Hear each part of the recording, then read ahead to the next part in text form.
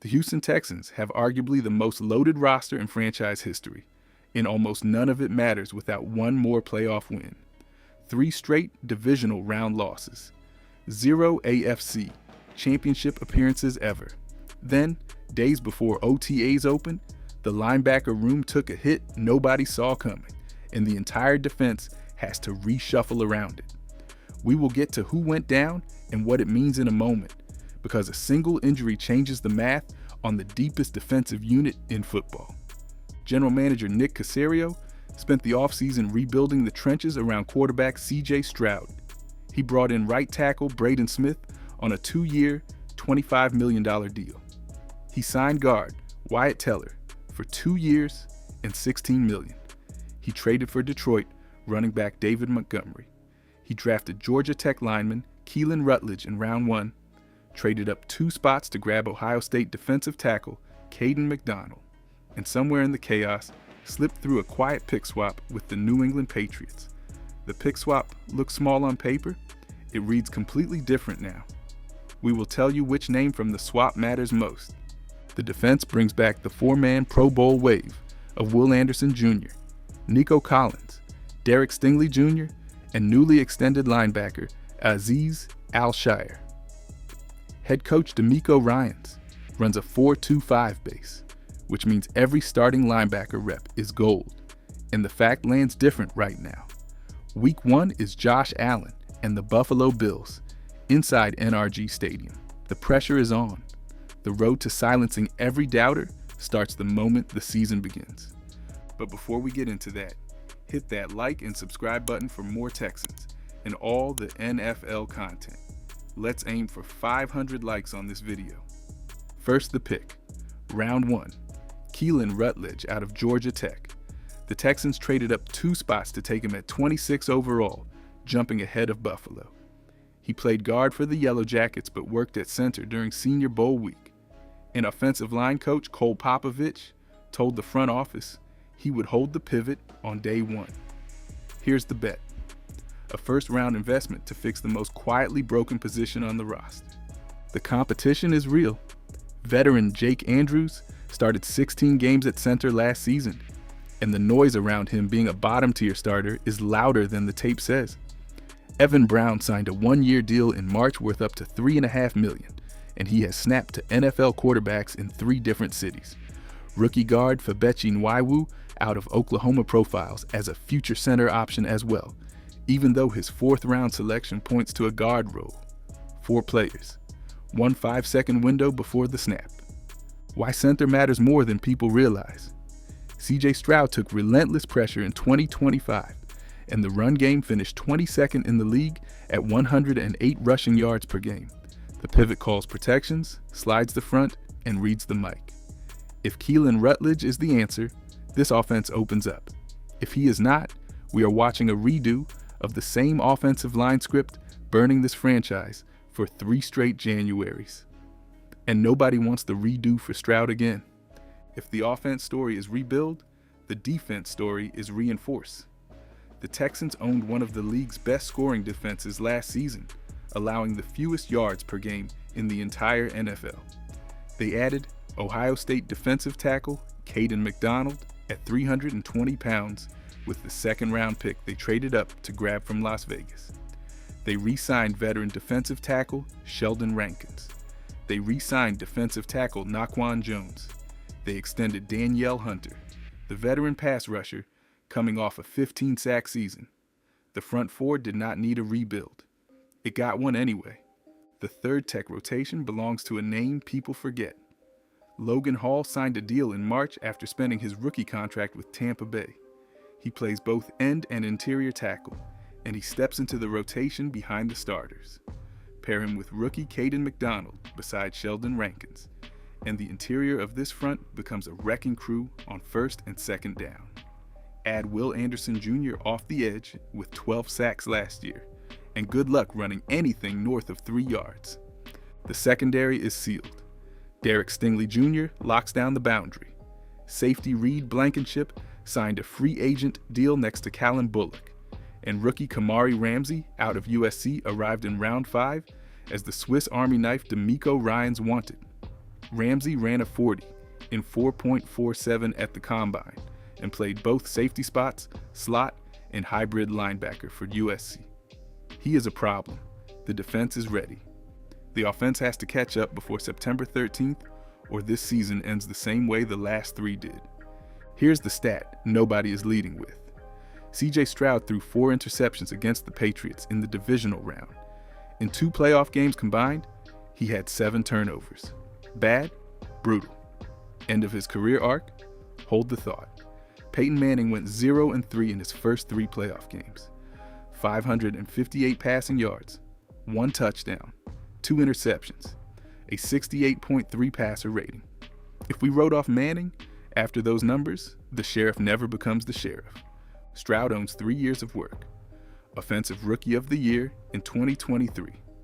3,041 passing yards in 2025 with 19 touchdowns and only 8 interceptions during the regular season. He had a 9-game win streak heading into the playoffs. The Texans went 12-5 in the regular season. The defense was elite. The offense lost its way in cold weather January football, and the quarterback wears every snowflake of the snowfall on his back. The receiver room around him is the deepest it has been in 2 years. Nico Collins is a Pro Bowl starter and the unquestioned alpha.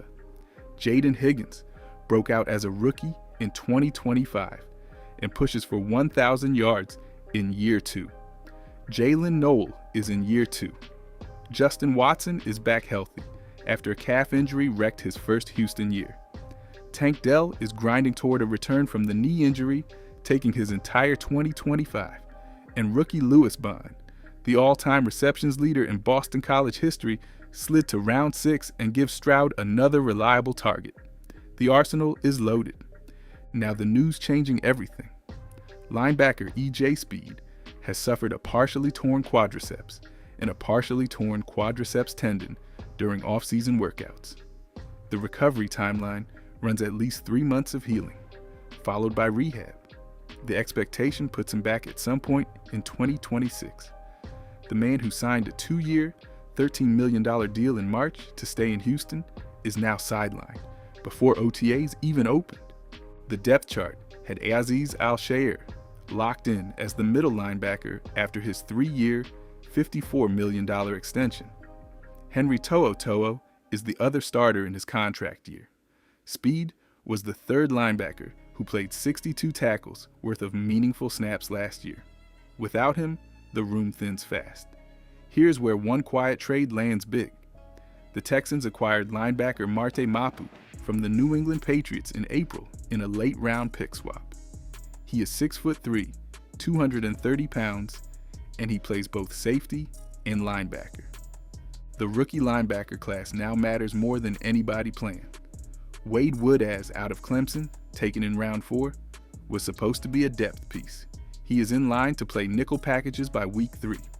7th round pick, Aiden Fisher helped Indiana win their first national title and now has a real path to playing time.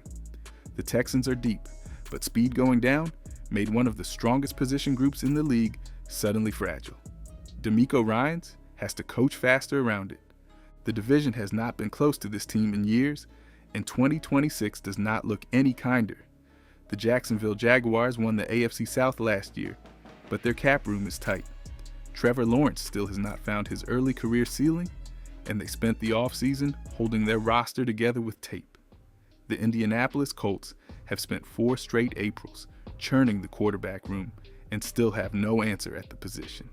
The Tennessee Titans are rebuilding the entire roster from the ground up, with second-year quarterback Cam Ward running the offense. The Texans go to Tennessee in Week 5, hunting their 6th straight road win over the Titans. They host the Colts in Week 11 on Thursday Night Football and travel to Indianapolis in Week 3. They get the Jaguars in London on October 18th at Wembley Stadium, marking the first international game for the Texans since 2019. They get the Jaguars again at home in Week 15. 4 division games, 4 favorable matchups, 4 chances to lock the South before December. Then the November and December gauntlet hits. Baltimore Ravens at home in Week 12. At Pittsburgh on Sunday Night Football in Week 13, at Philadelphia on Thursday Night Football in Week 16, at Green Bay on Monday Night Football in Week 17. This stretch decides whether the Texans get a top seed and home field through the AFC. The schedule ranks 26th in difficulty, with opponents holding a 474 winning percentage from 2025. The road is open. They have to walk it. Remember Marte Mapu? He was the throwaway in April. The Patriots were ready to release him. The Texans sent a 2027 sixth-round pick to New England, received Mapu plus a 2027 seventh-round pick back, and tucked him into the linebacker rotation as a special teams piece. 44 games of NFL experience, 10 career starts, 3 career interceptions, 5 forced fumbles, a safety linebacker tweener under former coach Bill Belichick, the kind of move getting buried in the news cycle. Then E.J. Speed tore his quad. Suddenly Mapu is not a special teams piece. He is the most experienced backup linebacker on the roster, with the versatility to play both inside positions and drop into a safety look when DeMeco Ryans wants to disguise coverage. The Texans run a 4-2-5 base, which means 2 linebackers are on the field every play. If Henry To'oTo'o misses a game, Mapu is the next man up. Here's the plan. The depth is the entire defense. The Texans have built a roster where every position group has answers in the second wave. Lose your starting right tackle, Trent Brown steps in, and the team wins 7 games in a row. Lose your starting cornerback, you have Kamari Lassiter. Lose your starting middle linebacker, the rookies, and the trade chip rotate in. This is what a contender looks like, and Nick Caserio built it on purpose. The trade for Mapu is the receipt. September 13th, Houston, Buffalo Bills, Josh Allen under center against the league's best defense from 2025. The last time these two teams faced off in November of last year, the Texans forced Allen into 2 turnovers and sacked him 8 times. It was a primetime statement. Week 1 is the rematch. Win it, and the entire AFC takes notice. Lose it, and the doubt around C.J. Stroud swells into a hurricane by Week 3. 12 wins last year. 3 straight playoff appearances under DeMeco Ryans. 0 AFC championship trips ever. The Texans turned 25 years old this season, and they have never reached a conference title game. 4 primetime games are scheduled. The schedule will be the 7th easiest in the league. The roster is the most expensive offensive line rebuild Nick Caserio has ever attempted. Everything points to one number: 13 wins, minimum.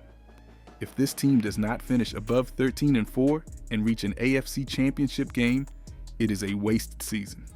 Drop your win projection below and hit subscribe before our next breakdown drops, because we are tracking every position battle through camp. The pressure is real. The roster is built. The window is wide open. Will Anderson Jr. has his 5th year option exercised. C.J. Stroud has his 5th year option exercised.